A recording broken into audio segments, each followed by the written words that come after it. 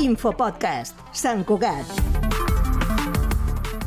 Bon dia, us parla Aina Ruiz Casanovas. Aquest dimecres 13 de novembre de 2024, des de Ràdio Sant Cugat, us resumim les informacions més destacades que heu de saber per començar el dia ben informats.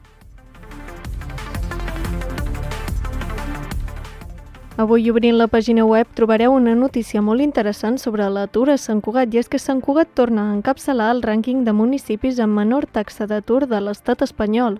Així ho assenyala l'edició de 2024 de l'informe Indicadors Urbans de l'Institut Nacional d'Estadística, realitzat a partir de les dades de 2023.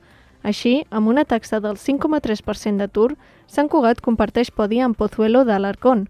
Per sota seu hi ha les Rozas de Madrid amb un 5,7% i Getxo i Majadahonda amb un 6% i Donòstia amb un 6,6%.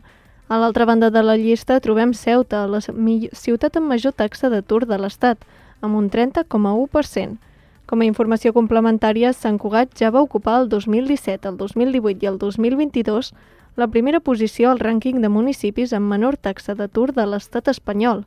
També cal dir que, malgrat que Sant Cugat lidera el rànquing, la taxa d'atur ha patit una lleugera pujada respecte a l'any anterior, passant del 5,2% al 2022 al 5,3% al 2023.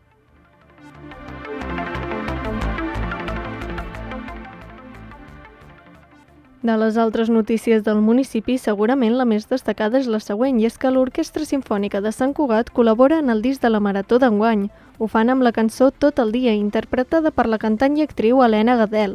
La gravació va tenir lloc un dia del mes de setembre, tal com ha detallat a Cugat Mèdia el director artístic de l'Orquestra Simfònica Sant Cugat, Josep Ferrer.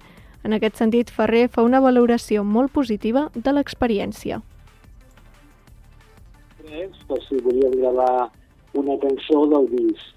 És una cançó que canta la Gadel, aquesta actriu tan coneguda. Llavors vam venir al mes de setembre amb un dels assajos que s'havia van venir, vam repetir les partitures, vam gravar-ho, vam fer diversos passes i vam quedar molt contents.